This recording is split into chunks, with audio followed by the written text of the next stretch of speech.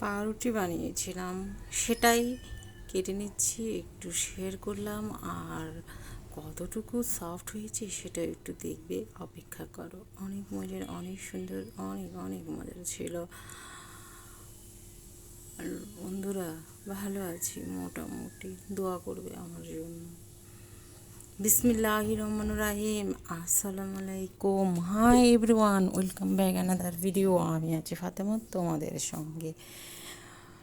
আমি আজকে নতুন একটি ভিডিও নিয়ে চলে এসেছি। আশা করি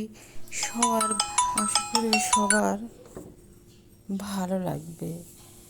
যে যেখান থেকে দেখছো, দেশ কিংবা বিদেশ কিংবা অন্য কোনো জায়গা থেকে, আমাদের দেশের অন্য কোনো জায়গা থেকে সবাইকে অভিনন্দন, দোয়া ও ভালোবাসা। কেমন আছো বন্ধুরা? আশা করি খুব খুব ভালো আছে, আল্লাহর অশেষ রহমতে আলহামদুলিল্লাহ। আমি অনেক বেশি ভালো আছি। বাড়ির চারিদিকে বাড়ির কাজ চলছে, চিল্লাচিল্লির আওয়াজ ক্ষমা দৃষ্টিতে সবাই দেখবে। চলে এলাম ঘর গুছানোর জন্য, ড্রয়িং রুমটা আর বেডরুম তো একটি বেডরুম গুছিয়ে নিলাম, বাকিটা অফ ক্যামেরায় আমি করে নিয়েছি। এবং কাজ করে কিছুটা নাস্তা আমি খেয়ে নিলাম। এবং এটা ক্যাবিনেটের ড্রয়ারের মধ্যে আমি চামচগুলো রেখে দিব, কারণ এত চামচ বাইরে রাখলে পরিষ্কার ধোয়া নিজেরই ঝামেলা হয়। এটা কাচের একটি ট্রিপড। এখানে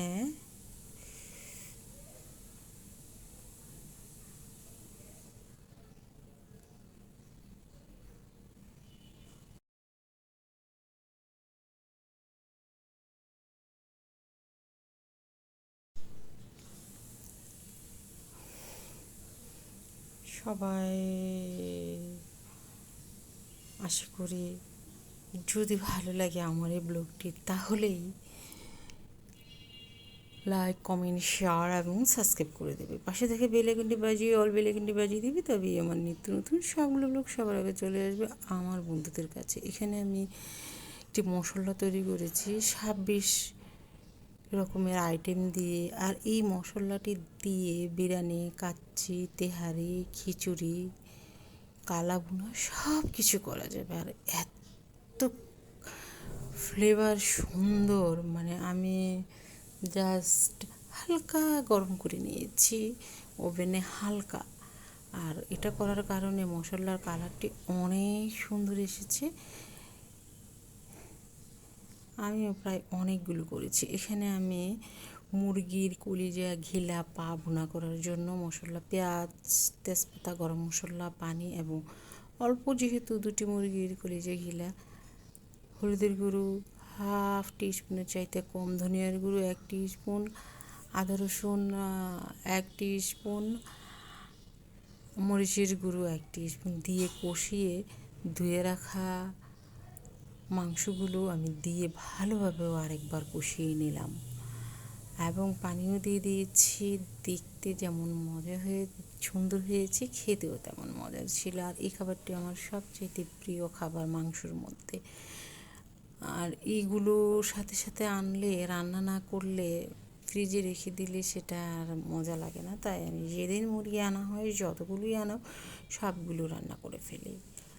আর বেঁচে গিয়েছিল কিছু মুরগির ঘিলা, সেটাও আমি খিচুড়ির মধ্যে দিয়ে পরের দিন রান্না করে ফেলেছি।